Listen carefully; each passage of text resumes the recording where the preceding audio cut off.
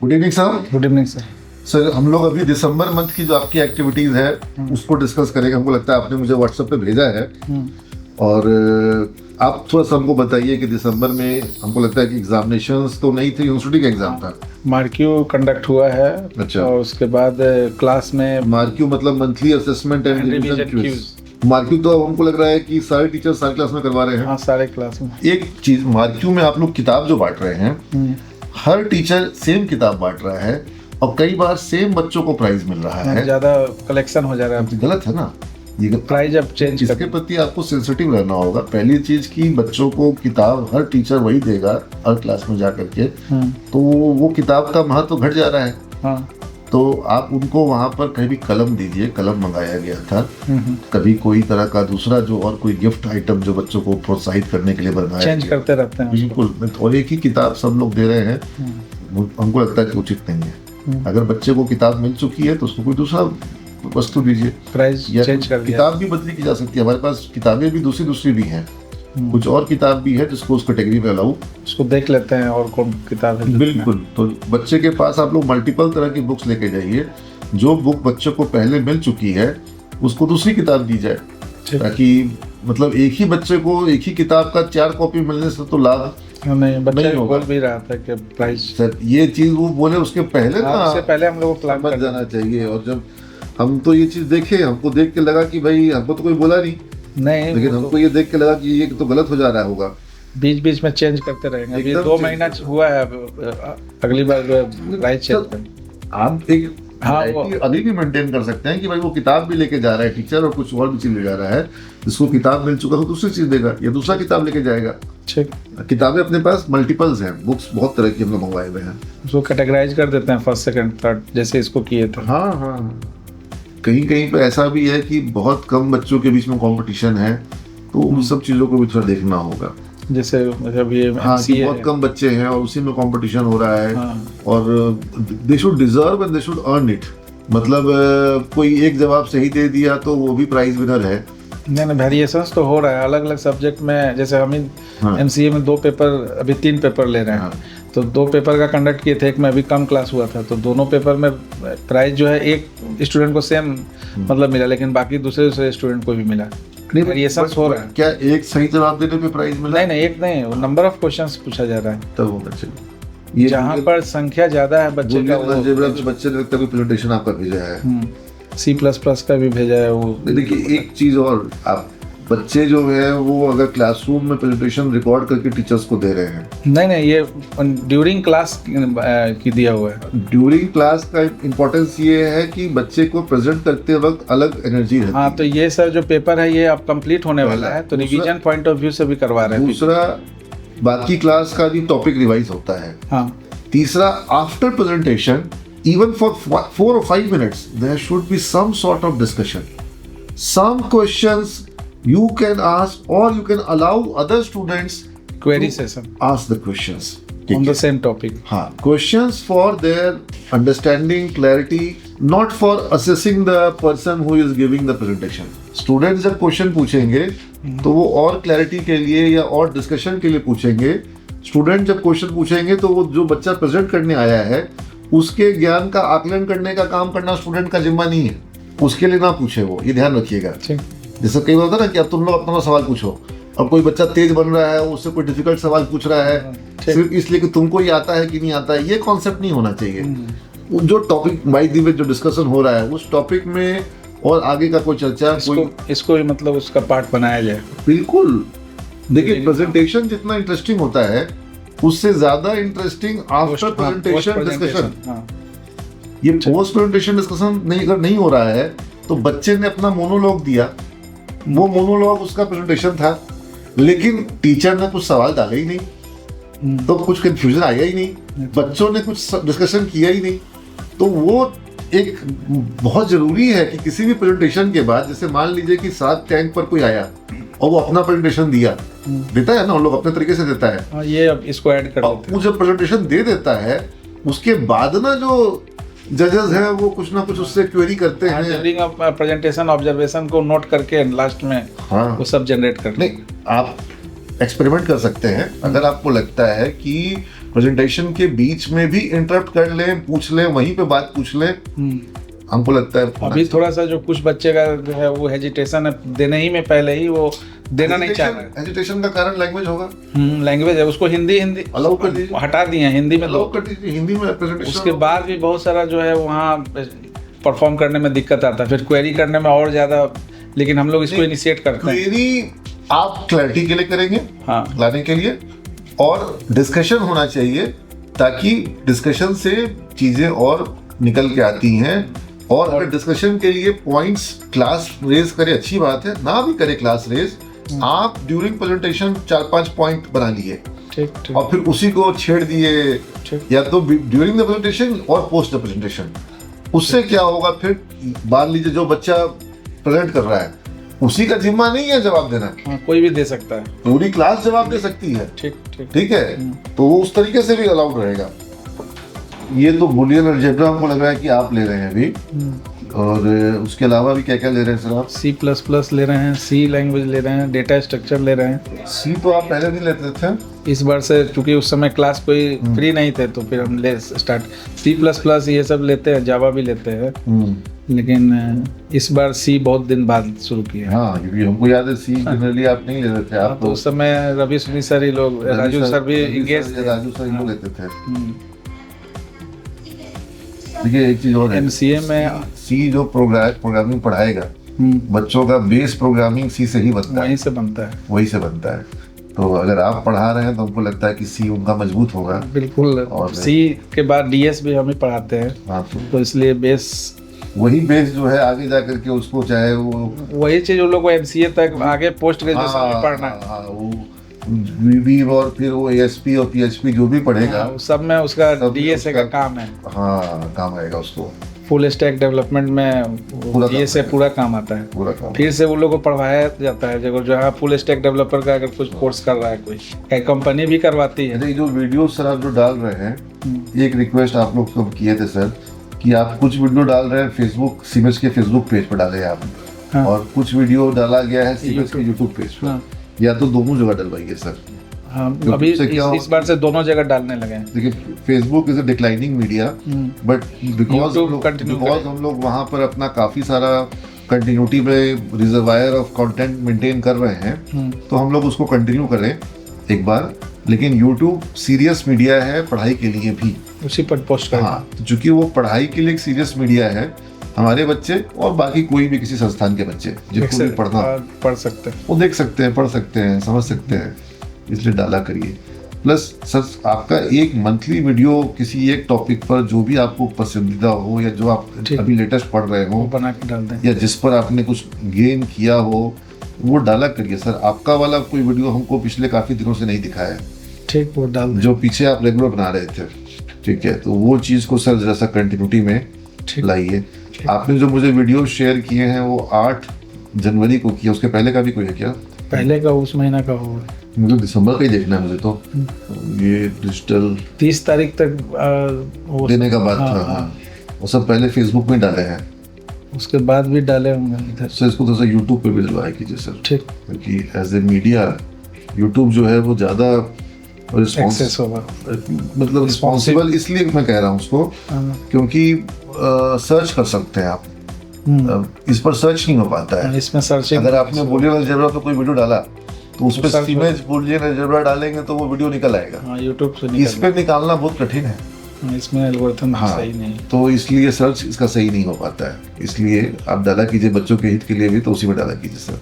PPT presentation में नहीं, एक तो पीपीटी प्रेजेंटेशन जब भी हम देखते हैं बच्चों का प्रेजेंटेशन का जो एक फॉर्मेट नया देखने को आया था कि डार्क रूम प्रेजेंटेशंस, कि अलग से बच्चा प्रेजेंटेशन बना करके आपको दे दिया या अपलोड कर दिया, वो चीज़ तो खैर गलत है, क्लासरूम में होना चाहिए ताकि रिवीजन पूरी क्लास का हो। और दूसरा, post presentation discussion is very important, it should happen, and during the presentation also queries can be raised और क्वेश्चंस कैन बी रेज्ड, और teachers can note down questions and points for clarity, and the onus of responding to those queries will not lie only on the presenter but on the entire class. जो भी present कर रहा है, and class should be encourage for discussion among the, जैसे supposedly आप लोग सब IT वाले बैठे हैं, मैनेजमेंट वाले भी होते हैं, अगर कोई कंपनी का प्रेजेंटेशन लोग बच्चा बना के देता है तो उस कंपनी से जुड़ी हुई या कंपटीशन से जुड़ा हुआ या मार्केट से जुड़ा हुआ जो बात होता है वो सब, जैसे कोई बाटा के ऊपर में कर रहा है तो फिर उसमें अब मेट्रो शूज का क्या हो रहा है, और मतलब जो और नए नए ब्रांड्स आ गए, मोची आ गए, तो उससे क्या फर्क पड़ रहा है बाटा पे, चर्चा डिस्कशन क्लास में होना चाहिए। या नेटवर्क का इशू चल रहा है तुम्हारा तो फिर उसमें अटैक का कहाँ है, फायरवॉल का क्या है, साइबर सिक्योरिटी का क्या है, वो सब क्लास में डिस्कशन हो। बच्चा जो प्रेजेंट कर रहा है वो अपने नॉलेज से प्रेजेंट जवाब देगा, और लोग भी जवाब देंगे, ठीक है। डिस्कशन होना बहुत जरूरी है। मोनोलॉग प्रेजेंटेशन लिमिटेड बेनिफिट कर रहा है। प्रेजेंटेशन मोनोलॉग होता है, आओ अपना प्रेजेंटेशन दो, और जो लोग प्रेजेंटेशन दे रहा है वो बोल रहा है, एक्सपेक्ट कर रहा है सब लोग सुने, लेकिन सब लोगों को लग रहा है कि भाई मेरा नंबर आएगा तब हम बोलने जाएंगे। ये कॉन्सेप्ट नहीं होना चाहिए। उसका सुनो, उसी से बातचीत करो, सवाल करो, डिस्कशन करो, ठीक है। और जब डिस्कशन करना होगा तो लोग सुनेंगे भी ज्यादा, समझ रहे हो। तो ये मोनोलॉग को बंद करवाओ। मोनोलॉग मतलब प्रेजेंट करते वक्त वो बोलेगा अकेला बच्चा, अकेला हो या 2 लोग 3 लोग, ग्रुप प्रेजेंटेशन हो रहा हो, और जहाँ जरूरत हो हम खुद रेक्टिफाई भी कर दें। रेक्टिफाई भी किया जा सकता है। क्वेश्चन करो ना पहले जनरेट, पहले सुधारो नहीं, पहले पूछो। जैसे मैथ अगर गलत बना रहा है कुंदन को हम समझा रहे हैं, तो पहले सुधारना नहीं उसको कि ये गलत कर रहे हो, पहले पूछो कि ये सही कर रहे हो कि नहीं, इसमें कुछ गलत तो नहीं है। पूरा क्लास, हाँ, ये नहीं बता पा रहा, कोई और बताएगा कहाँ पे गलती है। अरे हमको तो पता है कि कहाँ पे गलती है, लेकिन हम अभी तुरंत से क्यों बताएंगे? मतलब पूरा क्लास बच्चे से ही ना पूछेंगे। क्लास इन्वॉल्वमेंट, बिल्कुल क्लास इन्वॉल्वमेंट होना चाहिए हमेशा, ठीक है। अगर वो कुछ प्रेजेंट कर रहा है और वहीं पे तुम्हारे मन में कोई बात आया तो बच्चा ये तो ठीक है, लेकिन अगर ऐसा होगा तो क्या होगा, और वो बताएगा जो प्रेजेंट कर रहा है। वो नहीं बता पा रहा है, कोई और बताएगा, कौन बता सकता है ऐसा क्यों हुआ। तो ये चीजें जो है प्रेजेंटेशन के दौरान डिस्कशन जरूर, प्रेजेंटेशन को मोनोलॉग मत बनने दो, ठीक है ना। Presentations, all presentations are suppose that after the presentation there would be feedback system. आप जब तुम प्रेजेंट करोगे तो तुम चाहोगे कि तुम हमको प्रेजेंटेशन दिए तो फिर कुछ हमसे फीडबैक मिले, ठीक है। तो बच्चे को प्रेजेंटेशन के बाद फीडबैक मिलता है क्लास से तो नहीं, लेकिन मैं अपना फीडबैक देता हूँ। बच्चा उसमें कोई गड़बड़ होता है तो वो उसमें नॉक कर देता है कि सर यहाँ पे ये गड़बड़ किया इसने। नहीं, मैं फैक्ट फाइंडिंग या एरर फाइंडिंग की बात नहीं कर रहा हूँ, ठीक है। मतलब गोइंग बियॉन्ड, माने ये तो फिर और क्या, या ये और क्या, ऐसे में क्या, वैसे में क्या, इसके अलावा क्या, ये भी जानते हो क्या, माने उसको वाइडर करना। मतलब एक बच्चा प्रेजेंट जो कर रहा है उसमें कोशिश करना है कि सारे क्लास को इन्वॉल्व किया जाए, जो भी बच्चा और दूसरा हो, डिस्कशन हो और लोग शामिल हो, सुने उसको और अपना क्वेश्चन आंसर करें, बातचीत करें। और क्वेश्चन आंसर जो मैं बोल रहा हूँ, ऑब्वियसली स्टूडेंट्स उसको परखने के लिए या उसको टेस्ट करने के लिए ना करें, नहीं तो मालूम पड़ा कि लोग प्रेजेंट करना छोड़ देंगे कि ये तो डॉक है, इस डॉकयार्ड में आओगे तो सब लोग सवाल पूछेगा। डॉकयार्ड नहीं है वो, ठीक है ना। एक वो डिस्कशन फोरम है, डिस्कशन फोरम और क्वेश्चन आंसर फोरम, दोनों में अंतर है। तो ये क्वेश्चन आंसर मतलब जिस सवाल का आपको जवाब पता है वो पूछ करके उसको आपको चेक नहीं करना है, बच्चों की तरफ से खास तौर पे। शिक्षक तो ये काम कर सकता है, मतलब पीपीटी हो रहा है उसमें एक, और शिक्षक भी चेक करने के लिए नहीं पूछ रहा है, शिक्षक पॉइंट ऐड करने के लिए पूछ रहा है। उसको चेक करना हमारा कहीं से मोटिव है ही नहीं, या उसको कम जानकार साबित करना मोटिव नहीं। ये मोटिव नहीं है कि तुम्हारी जानकारी अधूरी है, देखो असली बात तुमको हम बताते हैं, ये हमारा मोटिव नहीं। क्वेश्चन आंसर सेशन उसको वाइडर करना। और इसीलिए हम कह रहे हैं पोस्ट प्रेजेंटेशन, मतलब ड्यूरिंग प्रेजेंटेशन लेट हिम और her do her things, make the points, teachers are making points, students are making points, and then they are adding things, adding value to the learning और the class. ये concept होना चाहिए, समझ में बात? इस तरह से सोचना होगा। 2 फेज हो गया, अब एक प्रेजेंटेशन हो गया, एक क्वेश्चन आंसर सेशन हो गया। क्वेश्चन आंसर नहीं, डिस्कशन कहिए, डिस्कशन बिफोर प्रेजेंटेशन। जो बच्चा एक्टिविटी जो करता है क्लास में, डिस्कशन का रिस्पॉन्सिबिलिटी जो बच्चा प्रेजेंट कर रहा है उसका अकेले का नहीं है। डिस्कशन की रिस्पॉन्सिबिलिटी फैकल्टी और इंटायर क्लास की है। उसने तो टॉपिक छेड़ दिया, राइट। मतलब अब ये इंडिविजुअली नहीं होगा, अब ये जो होगा सो क्लास में होगा। प्रेजेंट करने वाला तो इंडिविजुअल या कोई ग्रुप है, इधर one student of a group of student is presenting, right, but then afterward discussion should happen, usually आप लोग प्रेजेंटेशंस करवा ले रहे हैं। देखिए एक तो जो मैंने देखा कि जो बच्चे कुछ टीचर्स प्रेजेंटेशन करवा लिए और डल गया, वो तो बहुत ही सैलो प्रेजेंटेशन है। प्रेजेंटेशन क्लास के सामने होना चाहिए। चलिए उसको भी हम मान लेंगे उसी रूप में कि बच्चे ने अपनी योग्यता दिखाई कोई और, अब जैसे बच्चा घर से ही बना करके प्रोजेक्ट प्रेजेंट करता है वो भी हम अलाउ करते हैं, वो बच्चे का एक वो है डिस्प्ले है, लेकिन वो क्लास प्रेजेंटेशन काउंट नहीं हो सकता। बच्चा अपने घर का लैपटॉप यूज करके भी बच्चा अपना प्रोजेक्ट को प्रेजेंट करता है और वो भी हम अपलोड करना अलाउ करते हैं कि बच्चे ने अपना पूरा प्रेजेंटेशन बना करके सबमिट किया। बट क्लास प्रेजेंटेशन और उसको डिस्गाइज्ड वे में जमा करना कि ये प्रेजेंटेशन हम क्लास में करवाए इज अ रॉन्ग आइडिया। अगर बच्चा चाहता है क्लास रिसोर्सेज का यूज करके अपना प्रेजेंटेशन बनाए क्लास आवर के beyond, allowed, but it should be submitted in that way only. It was a student presentation made by him or her for my assessment, not displayed during the class. ठीक है ना, ये चीज को आप लोग ध्यान दें। और जब क्लास में प्रेजेंटेशन हो तो आओ एक एक करके 2-2 मिनट का प्रेजेंटेशन, 3-3 मिनट का प्रेजेंटेशन देते जाओ और वीडियो बनाते जाओ। जैसे कोई टीचर है जो कि मेरे को 25-30 प्रेजेंटेशन भेज देते हैं। हाँ, और एक प्रेजेंटेशन का वीडियो होता है 2 मिनट का, 3 मिनट का, 2.5 मिनट का, 1.5 मिनट का। तो हम ये नहीं कह सकते कि क्या सीखेगा, लेकिन क्वांटिटी पे फोकस करने के बजाय क्लासरूम में डिस्कशन हो और हर बच्चा सिर्फ अपना आकर के 1.5-2 मिनट रिकॉर्ड करे, उसके बजाय क्लास में डिस्कस हो। आज जब बच्चों को, किसी बच्चे को देखें और वो बच्चा भी थोड़ा सा पढ़ाई से विमुख होगा, लेकिन हम देखिए पूरा बैच एग्जाम दे रहा है, लिख रहा है, और एक बच्चा जो है देख रहा है क्वेश्चन को, लगातार देख रहा है, ऐसे कर रहा है, ऐसे कर रहा है। जब हमको देखा कि नज़दीक आ गए हैं तो थोड़ा कोशिश किया कि कुछ लिखें, लेकिन अब हम देख रहे हैं कि वो क्या लिख रहा है और छुपा के भी लिख नहीं सकता है, तो अब उससे लिखा भी नहीं जा रहा है क्योंकि हम पढ़ रहे हैं और उसको जो लिखना है हम पढ़ेंगे।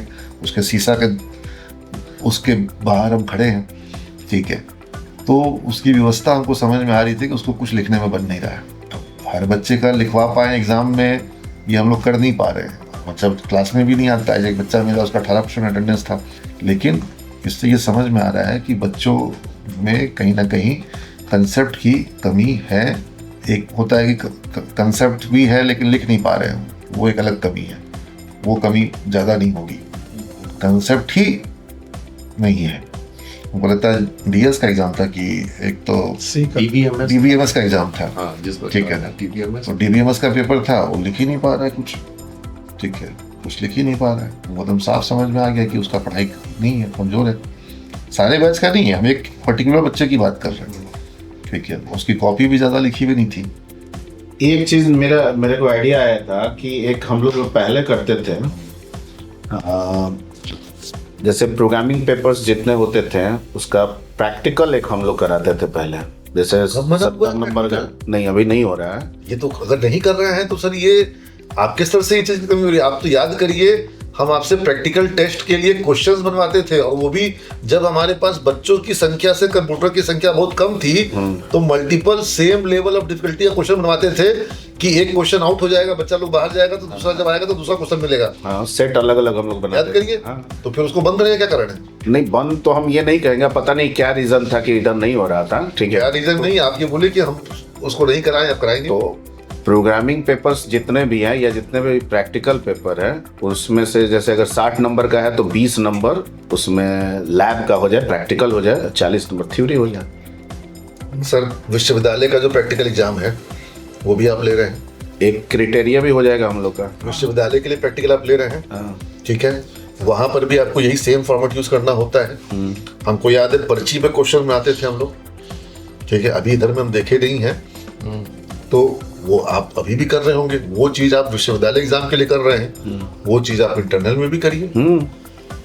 आप एकदम करिए। इंटरनल में आपको कौन बोल रहा है? हम तो, आपको याद नहीं है, पता नहीं कैसे, हम तो यहाँ तक भी बोले हैं कि रिटर्न को कम से कम करते हुए हम केस स्टडी को एग्जामिनेशन बनाने, असेसमेंट का पैटर्न बनाने को तैयार हैं। प्रोग्रामिंग को तो बिल्कुल तैयार हैं। प्रोजेक्ट मेकिंग को हम तैयार हैं एग्जामिनेशन पैटर्न बनाने के लिए, कि जो प्रोजेक्ट बनेगा उसके बेसिस पे हम मार्क्स देंगे। और हम हमेशा ये चीज़ कहे हैं, आप लोग को आज फिर रिपीट कर रहे हैं, कि जहाँ पर भी प्रोग्रामिंग है, प्रैक्टिकल है, वहां पर पेपर का समाप्ति जो है वो प्रोजेक्ट से होना चाहिए, भले ही वो छोटा सा मिनी प्रोजेक्ट हो, भले ही वो जैसे HTML पढ़ाएं और एक स्टैटिक वेबसाइट बनाएगा बच्चा, ठीक है, फिर हम जब उसको PHP पढ़ा दिए तो फिर वो एक अपना डेटाबेस के साथ छोटा साइट हो, फॉर्म के साथ वेबसाइट बनाएगा, मगर हर बच्चा ये बनाए, प्रोजेक्ट बनाए। और आपको अगर उस समय ऐसा लगता है कि नहीं सर इंडिविजुअल प्रोजेक्ट के बजाय वहाँ पे हम लोग 3-3 बच्चों का 4-4 बच्चों का ग्रुप बना दें, वो भी अलाउड है। लेकिन जब फाइनल प्रोजेक्ट आता है जिसमें कि ज़्यादा मार्क्स होते हैं, वहाँ पर हम विविध कारणों से असेसमेंट करके बोले कि एक प्रोजेक्ट में एक स्टूडेंट, क्या उसका फायदा लाभ क्या दिख रहा है उसमें? क्वालिटी प्रोजेक्ट नहीं बन पा रहा है, नहीं बन- जो है जो क्वालिटी जैसे ग्रुप में 4 उसमें थोड़ा जो डल है ना, डल है वो वैसे भी डल ही लेकिन बहुत सारा बच्चा जो है ना वो जिल नहीं बना पाता है पढ़ने का। जैसे आप कितना भी मेहनत कर रहे हैं वो अपना जिल लगा नहीं रहा है, पता नहीं अब उसमें क्या है क्यों नहीं है, तो ऐसे बच्चे को तो हमेशा दिक्कत रहेगी। एक बात बताइए, इंडिविजुअल में तो उस बच्चे को तेज बच्चा के साथ डाल दिए, हाँ तो और कुछ वहाँ होता वो है कुछ भी नहीं किया, सारा कुछ किया एक ही बच्चा, वो खाली नहीं तो चुपचाप- उसमें सब होता है ना कि जो तेज बच्चा पढ़ रहा है उसको पढ़ना पड़ रहा है, हाँ लेकिन नहीं ना उसका कोई उपाय नहीं है। वो कमजोर ही बनाएगा, छोटा ही प्रोजेक्ट बनाएगा, ठीक है, बहुत जबरदस्त लैविश प्रोजेक्ट नहीं बना पाएगा, लेकिन वो अपना कुछ तो सीखेगा। और जब कोई होशियार साथ में रहता है तो सारा काम वो होशियारी कर रहा है, ये चुपचाप रहेगा। ये लोग कुछ नहीं करता है, इसका काम सिर्फ होता है बाइंडिंग करवा देना और हाँ, वो प्रेजेंटेशन के वक्त दिख जाता नहीं, लेकिन जो होशियार बच्चा होता है वो कुछ ना कुछ रहने पे टीम में करवा लेता है, भले उससे डॉक्यूमेंटेशन का करवा ले या कुछ। टीम वर्क जो है ये जो मैं बता रहा हूँ, वो तो अभी भी है कि मेरी आप प्रोजेक्ट प्रोजेक्ट जितने भी असिस्टेंस हैं, ले सकते हैं। जितने भी मिनी प्रोजेक्ट्स होते हैं जिसमें मार्क्स हम लोग उतना, मतलब विश्वविद्यालय का जो 100 नंबर वाला प्रोजेक्ट नहीं है, वहाँ करवाइए वो सब चीज़, ठीक है, लेकिन जो 100 नंबर जो है इंडिविजुअल असेसमेंट का, उसको इंडिविजुअल, उसमें ग्रुप प्रोजेक्ट मिनी उसमें उसको भूलिए सुविधा की जितना बच्चा जो है, एक बच्चा 2-3 प्रोजेक्ट में अगर चाहे उसका एसोसिएट मेंबर बनने का, जूनियर को जूनियर नहीं, नहीं सेम, आप कहाँ कंफ्यूज है सर? सेम टीम में प्रोजेक्ट असिस्टेंट, आप क्लास पता है क्लास का एक बच्चा का प्रोजेक्ट है, हम लोग चारों क्लास में है, मेरा प्रोजेक्ट है, मेरे प्रोजेक्ट में आप लोग 3 लोग एसोसिएट हो सकते हैं। अच्छा, और आप तीनों को सर्टिफिकेट मिलेगा, आप तीनों अपने रिज्यूमे में लिखेंगे कि मैंने BCA के दौरान ये प्रोजेक्ट किया था, इस लैंग्वेज में किया था, ये डेटाबेस था, आप लोग तीनों के रिज्यूमे में लिखाएगा, प्रोजेक्ट मेरा है, मार्क्स हमको मिलेगा, ठीक है, लेकिन आप लोग एसोसिएट उसमें रहेंगे। लेकिन आपका जो प्रोजेक्ट है उसमें हम हो सकते हैं, उसमें हम एसोसिएट हो सकते हैं, लेकिन हम लोग चारों का मिलके एक प्रोजेक्ट नहीं होगा, सबका अपना अपना एक प्रोजेक्ट। ये चीज को क्लास में समझाइए, ठीक है, ये चीज को, और किसी को भी पीछे में मोटरसाइकिल पे बैठा कर ट्रिपलिंग कहना है ना, ट्रिपलिंग करने की जरूरत, ट्रिपल लोड और 4 लोड करने की जरूरत नहीं है। सब अपना अपना मोटरसाइकिल पे बैठे हैं, सब चला रहे हैं, ठीक है, और आपको अगर कोई असिस्टेंट सपोर्ट चाहिए तो आप एसोसिएट्स को रखिए, लेकिन एसोसिएट के पास अपना प्राइमरी प्रोजेक्ट भी है, ठीक है, और प्राइमरी प्रोजेक्ट की बेसिस पर उसको मार्क्स मिलेगा। एसोसिएट को मार्क्स नहीं मिलेगा किसी दूसरे के प्राइमरी प्रोजेक्ट में, लेकिन सर्टिफिकेट मिलेगा, रेज्यूमे में लिखाएगा, ठीक है, उसको वो सब होगा, he will get certificate, he will get rights to use that project in his resume। बहुत इंपॉर्टेंट है ये पॉइंट, रेज्यूमे में लिख पाना कि हम ये प्रोजेक्ट बनाए हैं, I was associate member of this project team, ठीक है, ये कर भाई, ऐसे उसके नंबर ऑफ प्रोजेक्ट भी ज्यादा हो जाएंगे, नंबर ऑफ प्रोजेक्ट बढ़ जाएंगे, और साथ में एसोसिएट नंबर प्रोजेक्ट बढ़ जाएंगे। आफ्टर PhD ठीक है। यही होता है सब। और आप देखिए एक चीज को सर, जब आप 5 बच्चा 6 बच्चे का ग्रुप बना रहे हैं, मैं एकदम क्लोजली देख चुका हूं कि प्रोजेक्ट बना एक बच्चा रहा है, जिसका लैपटॉप है उसी के लैपटॉप पे प्रोजेक्ट बन रहा है, बाकी सब लोग जो हैं वो सिर्फ जानता सब वही, कुछ भी पूछो तो सर वो जान रहा है, ठीक है। ये सिस्टम से अब एसोसिएट की जिम्मेवारी नहीं है, जिम्मेवारी है जिसका प्रोजेक्ट प्राइमरी प्रोजेक्ट जिसका है, ठीक है, एसोसिएट उसको हेल्प कर दे रहा है, गाइड कर दे रहा है, फंसने पे मदद कर दे रहा है, बहुत सारा मदद कर दे रहा है, लेकिन प्रेजेंट करना का काम प्राइमरी का है। और मतलब तुमको अपना नैया पार लगाना है, तुम अब ये नहीं कह सकते हो कि हमारा लीडर ये है वही जवाब देगा, ये सब जो कॉन्सेप्ट था ये खत्म हो जाएगा। I have seen merit in this thing, और आई डोंट वांट कि बच्चा जो है वो यहाँ पर गूगल और फेसबुक बना दे। हमको चाहिए ही नहीं। हमको चाहिए कि वो अपने से प्रोग्राम करके अपनी कैपेबिलिटी से फंक्शंस को वहाँ पर एग्जीक्यूट करा दे, उसको फंक्शनल प्रोग्राम दिखा दे, फंक्शनल वेबसाइट, फंक्शनल सॉफ्टवेयर बना के दिखा दे, भले ही वो बेसिक लेवल का हो, बट वो उसकी कैपेबिलिटी है। Take it as a cooking 4 लोग मिलके बनाएंगे, बहुत बड़ा डिश बनाएंगे, लेकिन वो अकेले अगर एक चाय भी नहीं बना पा रहा है तो मुश्किल है ना। वो बोला सर हम तो सिर्फ बाजार से सामान लाए थे, बनाया तो सारा ये है। नहीं, तुम अपने से ही बनाओ। तुम अब टेढ़ा बेका रोटी बनाओ, तुम सब्जी जो है कच्चा बनाओ, जो बनाओ अपने से बनाओ। गाइड करने के लिए लोगों को साथ में रख लो, कहलाएगा तुम्हारा, बनेगा तुम्हारा, सब जवाबदेही है तुम्हारा। ठीक है, ये सिस्टम का एडवांटेज है। और इस हाँ, जो मिनी प्रोजेक्ट्स होते हैं वहाँ पर आप लोग मिनी प्रोजेक्ट्स का मेरा कहने का मतलब है हर प्रोग्रामिंग पेपर में एड ऑन हो चाहे कोर्स का हो, वहाँ पर एक mini project 6 month at the end of the course in between भी शुरू तो इन बिटवीन ही कर देना चाहिए। तो वो हो जाएगा। शुरू तो इन बिटवीन ही कर देना। नहीं होता भी है तो हम लोग आप बहुत सी में आप सी में भी मिनी प्रोजेक्ट करवाइए, सब में होता है, जावा में करवाइए, आप बीबी में करवाइए। नहीं करता नहीं है, उसको करवाना है। और जो आज रवि सर ने पॉइंट रेज किया है, ये वैलिड पॉइंट है। प्रैक्टिकल एग्जाम और प्रोजेक्ट, इन दोनों चीज को मार्क्स का बेसिस बनाइए। इन दोनों चीज को मार्क्स का बेसिस बनाइए, तब जा करके इन दोनों चीजों पर तवज्जो बढ़ेगी। आज जो इतना लिख रहा है बच्चा, प्रोग्रामिंग में भी लिख रहा है, ठीक है, लिखना एक चीज है, प्रोग्राम कोड लेवल लिख रहा है। सर कितना भी अच्छा एमुलेटर होगा ना, लिखा हुआ कोड में एरर पकड़ना मुश्किल है। हम सही बोल रहे हैं सर। और वही कोड अगर उसको रन करने दे दीजिए, छोटा सा भी एरर रहेगा तो या तो रन नहीं होगा या एरर दिखाई पड़ेगा। ठीक है, और वही गलत लिखा हुआ में भी मार्क्स मिल जाएगा उसको, अगर कोड लिख करके उसको कॉपी में देना है तो। ठीक है, एकदम उसको माइन्यूटली कोड को पूरा पढ़ना और करना बहुत मुश्किल भी है, मुश्किल है, स्पेशली अगर कोड बड़ा हो। छोटा वाला तो आप लोग पढ़ लीजिएगा, छोटा तो आप लोग मैंने कहीं सेमीकोलन में छोड़ दिया है तो एक्चुअली उस पर तो रन करेगा नहीं, वहां तो रन नहीं करेगा, तो पकड़ में आएगा। कॉपी में उतना माइन्यूटली पकड़ना मुश्किल है, इसलिए हमेशा प्रैक्टिकल कराइए। ठीक है ना सर। ये सब चीज़ों को, ये वीडियो विशेष करके बच्चों के बीच में डाल देना। ये निर्णय जो है ये बच्चों के बीच में जाना चाहिए और ये लागू हो, और अगर ये लागू ना हो तो बच्चा मेरे को व्हाट्सएप करे। मैंने कुछ प्रेजेंटेशंस हैं, कुछ मेरे खुद के वीडियोस हैं, और एक लैब में जो हम बोले हैं शुक्ला सर को कि कम से कम महीना में 1-2 वीडियो होना चाहिए।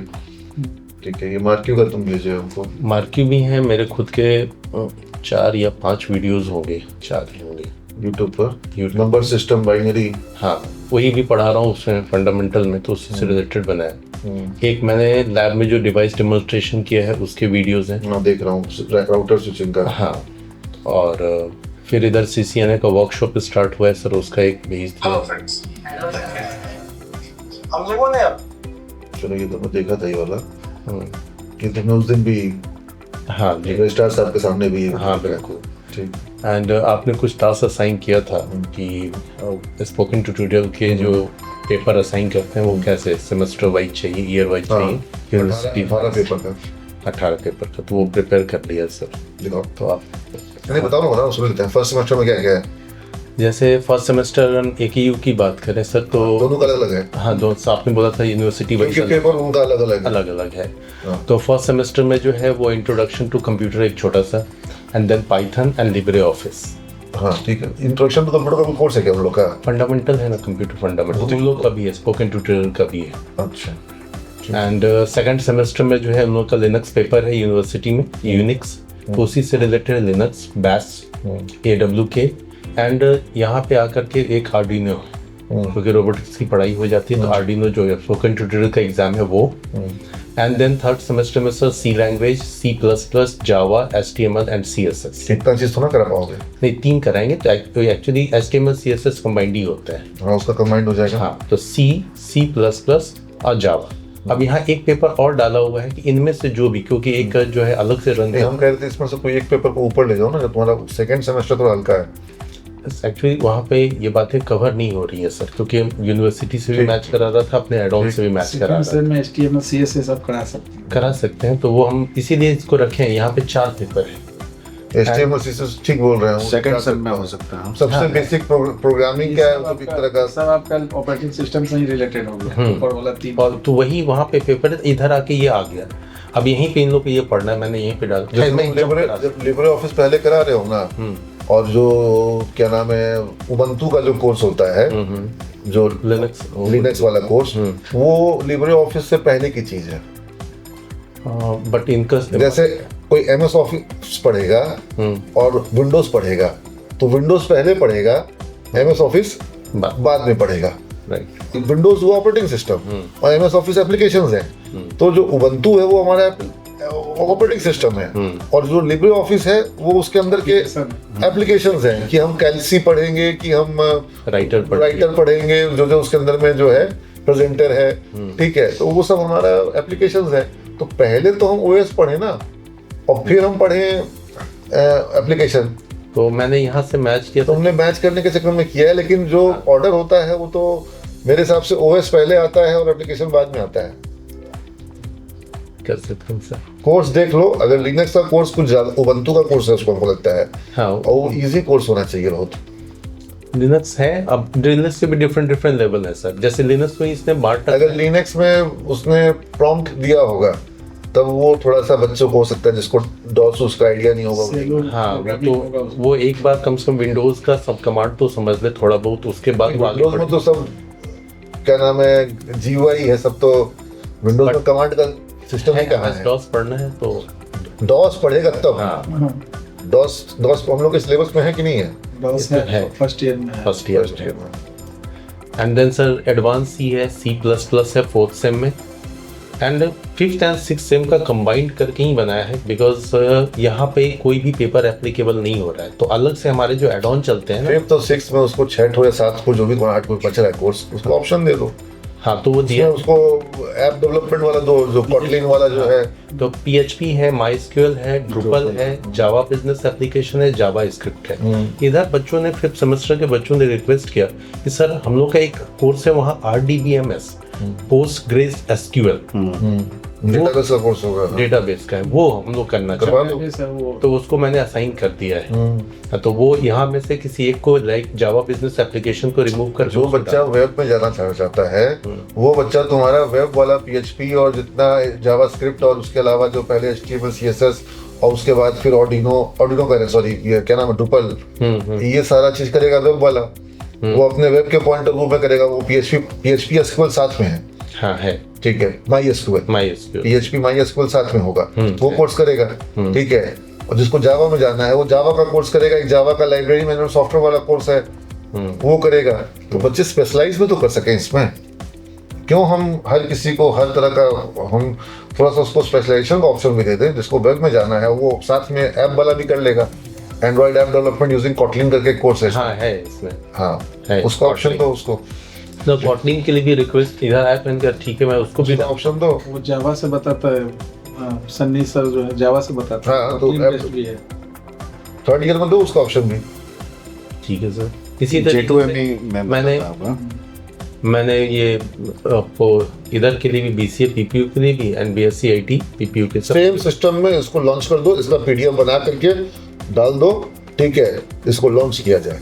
This is a very good thing. और तो गूगल फॉर्म से ले भी लिया जाएगा। क्या एनरोलमेंट करा दिया है सर। अभी जो मेरा एनरोलमेंट का है वो नहीं, ये बना दो इस तरह का गूगल फॉर्म कि फर्स्ट ईयर चूज करने पर ये ही कोर्स आएंगे, सेकंड ईयर चूज करने पर ये कोर्स आएंगे, थर्ड ईयर चूज करने पर इतने ऑप्शंस आएंगे। गूगल फॉर्म बन जाएगा, वो ऐसा होता है, कंडीशनल हो जाएगा फॉर्म, ठीक है।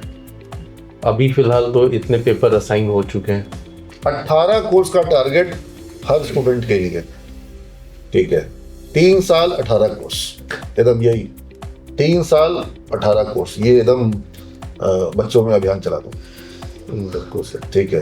ताकि 18 मतलब एक भी कोर्स 17 ना हो। जो बच्चे सिंसियर होंगे वही 3 साल में 18 कोर्स कर पाएंगे। नॉन सिंसियर तो एक भी नहीं कर पाता है। जैसे अभी तकरीबन स्पोकन ट्यूटोरियल पे हमारे 18 बैचेस रन कर रहे हैं करने दो ना। इस बार, इस जैन सेशन। शुरू में बच्चा को तुमको हैंड होल्डिंग करना है, उसके बाद वो खुद ही स्पोकन ट्यूटोरियल को यूज करना सीख जाएगा। बिल्कुल। साइड बाय साइड मेथड है, सब सीख जाएगा, कहीं कोई दिक्कत नहीं आएगी। जो बच्चा आगे बढ़ जाएगा वो स्पोकन ट्यूटोरियल से भी पढ़ेगा, और उसके अलावा नेट पे भी पढ़ेगा, ऑनलाइन भी पढ़ेगा, हर तरफ पढ़ेगा। ठीक है। स्पून फीडिंग क्लासरूम में टीचर ज्यादा नहीं करा सकता है। गुरु जो है वो संगीत का ज्ञान देते हैं, सिखाते हैं, लेकिन लता मंगेशकर को गुरु ही लता मंगेशकर नहीं बनाते हैं। वो खुद भी साधना करती है, रियाज करती है। कोई हो, सचिन तेंदुलकर हो, कोई हो, रमाकांत अचरेकर जितना सिखाए तेंदुलकर बस उतना ही सीखा क्या है, उसके अलावा भी तो मैदान में सीखा। तो हम लोग के जितने बच्चे प्रोग्रामिंग कर रहे हैं सब शुक्ला सर सिखाए बस उतना ही सीखा क्या है, नहीं, वो उससे बहुत आगे निकल जाता है। ठीक है ना, निकलेगा ही आगे। नहीं, आप लोग सब बच्चों को बता दीजिए। नहीं 18 कोर्स करना है, 3 साल 18 कोर्स। कुछ समझ रहे हो? 3 साल 18 कोर्स। ठीक है, ये करवा दो। और एक बेसिक इंट्रो, कुछ कोर्सेज का जहाँ जरूरत है, बहुत तो जरूरत ही नहीं है, लेकिन जैसे बैश बोल रहे हो या मैटलैब क्या है जो साइलैब, हाँ, तो इस तरह के जो कोर्सेज जो बच्चे नहीं समझते हैं उसका एक इंट्रो जो है 2-3 टीचर कभी मिल के जाइए क्लास में, और क्लास को बताइए कि देखिए ये 4 4 स्लाइड लेके जाइए, 5 स्लाइड लेके जाइए, ये 5 कोर्स है। ठीक है, इसमें ये है, इसमें ये, पूछो क्या कौन सा करना चाहते हो। ये सब आप लोग कभी कभी जाके किया कीजिए उस तरह से क्लास में। 2-3 टीचर मिल के चल जाइए, देखो ये 6 कोर्स का तुम लोग ऑप्शन है, कौन सा करना चाहते हो, 3 कर सकते हो भी। जिन लोग को इसमें इंटरेस्ट है वो ये कर लो, जिसको इसमें इंटरेस्ट है वो कर लो। तो इस तरीके से वो उसको रिकॉर्ड भी कर लीजिए और क्लास में डिस्कशन भी कर लीजिए। तो इस कोर्स के अंदर क्या है वो बता दो, बच्चों को ऑप्शन मिल जाएगा। तुम बोलते 18 कोर्स नहीं होगा, तुमको समझ में आ रहा होगा कि 18 से ज़्यादा है, छूट रहा है कोर्स। हाँ, वो तो लग रहा है छूट रहा है। इवन कि मैं एक बच्चा सारा कोर्स नहीं कर सकता जो आईटी से जुड़ा हुआ है। हाँ। हम तुमको बोले थे कि आईटी का कोर्स 18 से ज़्यादा है। ठीक है, तुम अभी 18 अगर कोई करता है तो किसी का या तो ये छूटेगा या तो वो छूटेगा। सारा कोर्स लिमिटेशन है 3 का, 3 का लिमिटेशन है। हाँ। कुछ ना कुछ छूटेगा तो छूट रहेगी। तो बोले थे तुमको ये बात पिछली मीटिंग में। हाँ। तुम बोलते सर 18 कोर्स कहाँ से आएगा, उतना तो नहीं है कोर्स। हम सब देख रहे हैं, तुम तो वही देख रहे हो, तो पहले से देख रहे हैं। अभी तो कोर्स 1-2 बड़ा भी है। ठीक है, इसलिए करवाओ 18 कोर्स का सिस्टम, टारगेट बनाओ, नारा लगवाओ, 3 साल 18 कोर्स, 18 सर्टिफिकेट भी बोल सकते हो। 18 कोर्स करवाओ, 3 साल 18 कोर्स। 18 कोर्स, वो 18 तो सिर्फ 18 कोर्स 18 सर्टिफिकेट, ऐसे बोलो। 3 साल 18 कोर्स 18 सर्टिफिकेट। हाँ, वो भी आईआईटी बॉम्बे का सर्टिफिकेट। आईटी बॉम्बे का सारा जोड़ ले तो ढेर सारा हो। हाँ, और वो भी फ्री ऑफ कॉस्ट। और जो छोड़ रहा है वो नुकसान कर रहा है। ठीक है, इस तरह से करते हैं, सो कराओ, सब बच्चे करेंगे, इस बहाने सब सीखेंगे। ठीक है ना, इसमें जावा में प्रोग्राम जो प्रोजेक्ट वाला है वो करवाओ, लाइब्रेरी मैनेजमेंट सॉफ्टवेयर बनाने का कोर्स है। अगला लेवल हमारा होगा कि हम आईआईटी बॉम्बे को कोर्स बना के देंगे।